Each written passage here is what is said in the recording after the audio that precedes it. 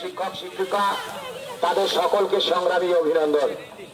আমরা আজকে গিয়েছিলাম মাননীয় চিফ সেক্রেটারি মহোদয়, DG sir, CP sir Howrah তারা ছিলেন।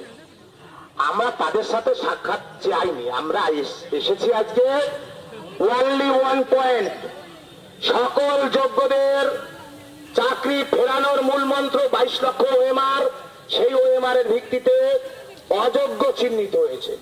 সেই ওএমআর এর ভিত্তিতে সরকার হাইকোর্টে চিন্ময় বাবু বলছিলেন, হাইকোর্টের ডিভিশন বেঞ্চ বলেছে all OMR must be public domain.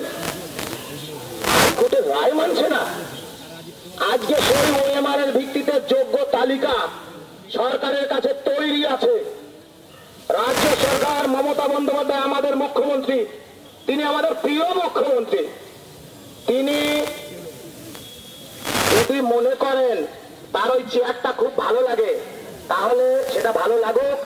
আজকে রাতের মধ্যে 12টা হোক, 10:30 হোক, এসএসসির যেটাকে অটোনমাস বডি বলছে, এসএসসি অটোনমাস বডি, কিন্তু পেছন থেকে চালায় রাজ্যের মুখ্যমন্ত্রী। কেন দেখেননি? নোটিফিকেশনের বিষয় নবান্ন থেকে প্রেস কনফারেন্স করে বলেছিল। আমাদের বক্তব্য হচ্ছে আজকের রাত 12টার মধ্যে untainted teacher and non teaching staff তাদের তালিকা প্রকাশ করতে হবে। আর অন্যথায় যারা নেতৃত্ব আছে, আমাদের চিন্ময় বাবু, মেহবুবদা, মিন্ময়দা, রবিউল, কৃষ্ণকুমার, আরো সুবিধা সরকার সহ আরো যারা আছেন শিক্ষাকর্মীরা, সকলকে নমস্কার।